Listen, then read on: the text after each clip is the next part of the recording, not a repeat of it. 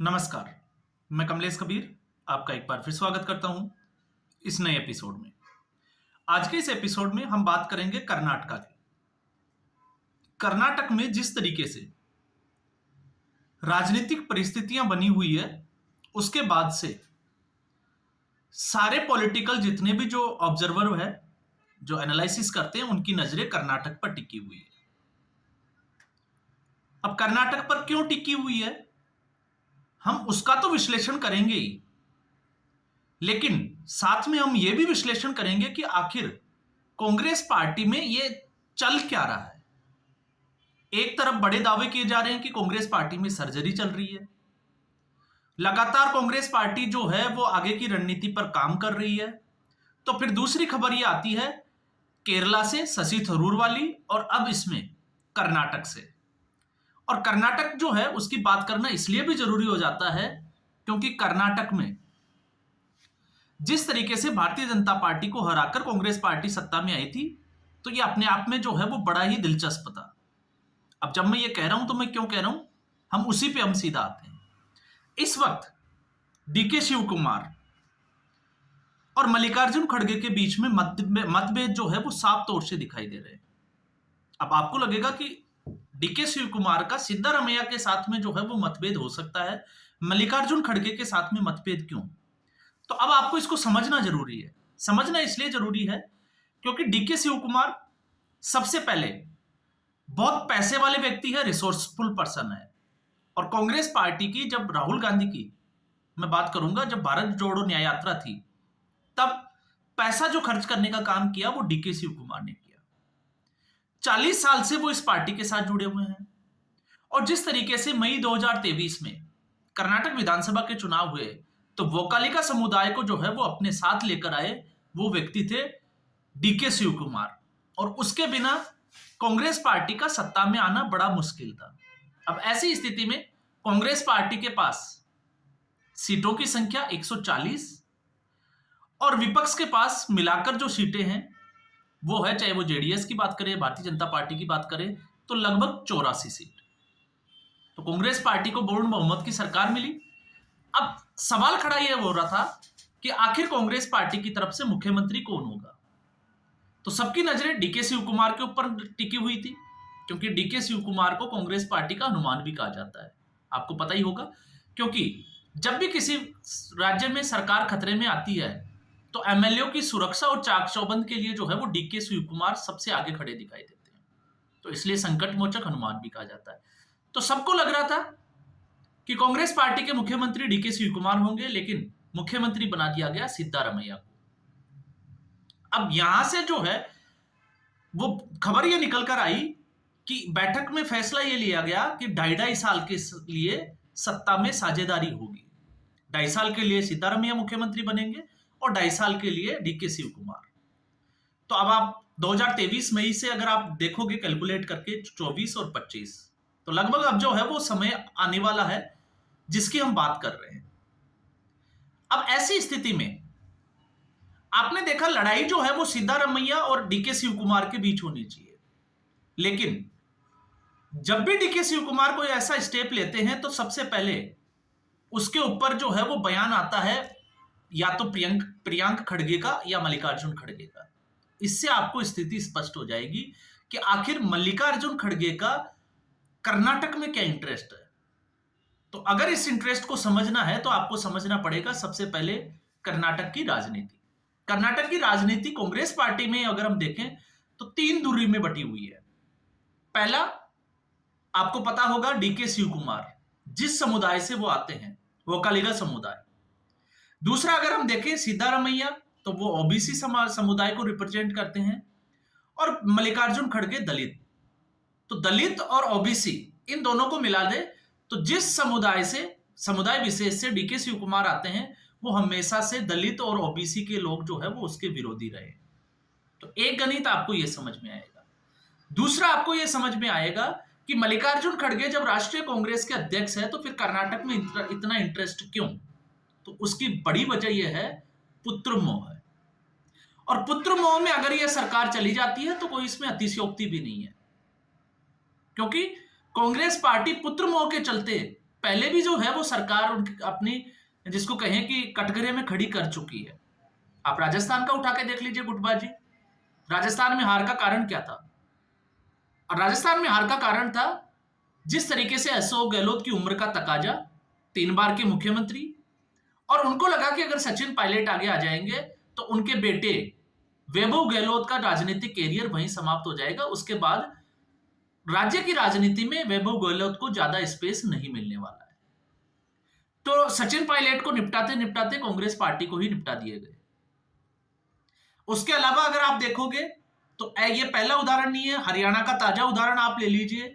जिस तरीके से दीपेंद्र हुड्डा की राजनीति चमकाने के चक्कर में भूपेंद्र हुड्डा ने कांग्रेस पार्टी को बलि का बकरा बना दिया। कांग्रेस पार्टी जहां जीत रही थी वहां उसको हार का सामना कर देखना पड़ा। क्यों? क्योंकि अगर कुमारी शैलजा या किसी दूसरे गुट के व्यक्ति को मुख्यमंत्री बना दिया जाता तो फिर हुड्डा परिवार की राजनीति दी एंड हो जाता। तो आपको यहां से समझ में आएगा कमलनाथ का जो है वो नकुल जो उनका बेटा है उनको, तो ये हर स्टेट की जो है वो आपको कहानी मिलेगी। और हर स्टेट में कांग्रेस पार्टी अपनी ही गुटबाजी से जो है वो ज्यादा परेशान है। अब इसमें आप मध्य प्रदेश को देख लीजिए। मध्य प्रदेश में अभी क्या चल रहा है? मध्य प्रदेश में अगर आप नजर डालोगे तो इस वक्त कमलनाथ और दिग्विजय सिंह को नजरअंदाज किया जा रहा है और वहां पर जीतू पटवारी अपनी अलग कांग्रेस पार्टी की एक लाइन लकीर खींच रहे हैं। हिमाचल प्रदेश में तो आपने देखा ही जिस तरीके से अभिषेक मनु सिंघवी को भी राज्यसभा नहीं भेज पाई कांग्रेस पार्टी, जहां पर कांग्रेस पार्टी की सरकार है। तो ऐसा क्यों हुआ? ऐसा इसलिए हुआ क्योंकि कांग्रेस पार्टी अपनी ही गुटबाजी से घिरी हुई है और पुराने जो नेता है वो दूसरे लीडर्स को आगे आने ही नहीं देना चाहते। और ऐसी स्थिति में कांग्रेस पार्टी में अगर कोई नेता कांग्रेस पार्टी को छोड़ता है तो उसके पीछे जो है वो उस नेता की मजबूरी होती है। सॉरी, 40 साल से जो व्यक्ति कांग्रेस पार्टी से जुड़ा हुआ है अपना रिसोर्सेज जो है वो कांग्रेस पार्टी के लिए जो है वो दे रहा है, तो आप सोच के देखिए उस व्यक्ति की महत्वाकांक्षा क्या मुख्यमंत्री की नहीं होगी? और अभी अगर उसको मुख्यमंत्री नहीं बनाया जाता है, जिस तरीके से मल्लिकार्जुन खड़गे प्रियंक खड़गे का जो है वो रास्ता देख रहे हैं, तो प्रियंक खड़गे को राजनीति में आए हुए कितना समय हुआ, आपको यह भी देखना जरूरी है। इसलिए आप भले ही जो है वो महीने भर बाद में अगर ऐसी कोई स्थिति बनती है, 2 महीने बाद अगर कुछ बनता है, तो आप ऑपरेशन लोटस भले ही कह सकते हैं, लेकिन आप डीके शिव कुमार की मजबूरी को भी समझना पड़ेगा। अब इसका इशारा क्यों हुआ कि राजनीतिक घटनाक्रम कैसे बदला, तो उसको आप समझना पड़ेगा। राहुल गांधी और पूरी कांग्रेस पार्टी, अखिलेश यादव विपक्ष जो है वो लगातार महाकुंभ के ऊपर हमलावर था और मल्लिकार्जुन खड़गे ने तो स्टेटमेंट भी दे दिया था कि कुंभ में जाने से कोई गरीबी थोड़ी दूर होती है। अब जैसे ही मल्लिकार्जुन खड़गे ने यह कहा तो तुरंत डीके शिव कुमार जो है वो महाकुंभ में स्नान करने पहुंच गए और कांग्रेस पार्टी के पहले नेता। उसके बाद में बाकी नेता भी जो है वो धीरे धीरे कुंभ में जाना या कुंभ में पहुंचना शुरू हो गए। तो यहां पर आप समझ सकते हो कि कांग्रेस पार्टी की स्थिति क्या है। और फिर उसके बाद में कुंभ के बाद में आपने देखा कोयंबटूर में जिस तरीके से महाशिवरात्रि के दिन कर्नाटक से डीके शिव कुमार और केरला से शशि थरूर दोनों पहुंचे थे शिवरात्रि जग्गी वासुदेव के कार्यक्रम में और अमित शाह के साथ जो है वो मंच साझा किया।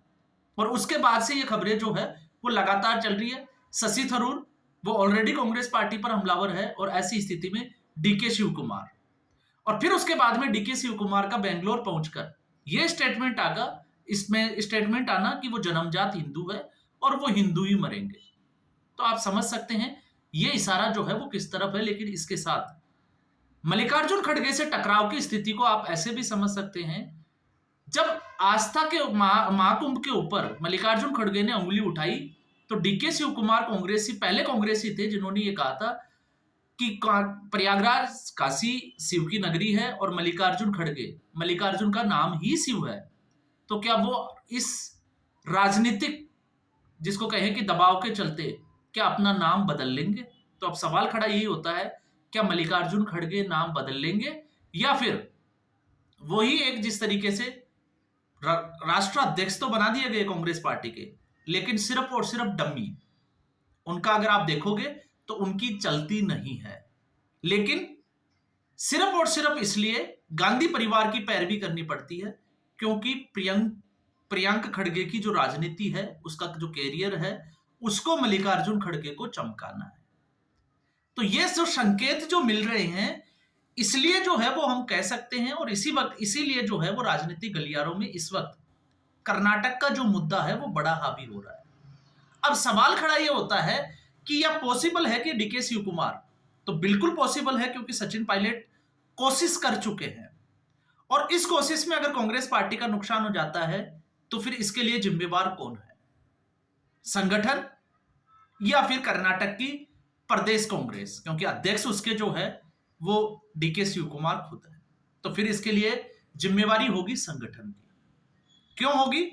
है थोड़ा सा मुश्किल टेक्निकली अगर हम देखते हैं, क्योंकि अगर हम इसमें यहां पर विधानसभा की स्थिति को अगर हम देखें तो 224 का मतलब आप देखिए 113 सीटें जो है वो लगभग बहुमत के लिए चाहिए, और कांग्रेस पार्टी के साथ पहले से ही जो है वो 140 के एमएलए मेंबर जो है वो जुड़े हुए हैं।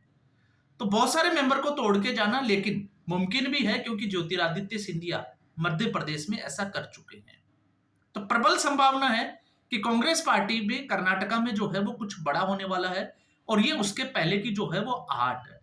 अब इस आहट में मल्लिकार्जुन खड़गे, या फिर हम कहें जिस तरीके से डीके शिव कुमार के बीच में जो घटनाक्रम चल रहा है, तो इसमें जो है वो सिद्धारमैया की जो कुर्सी है वो खतरे में ज्यादा दिखाई देती है।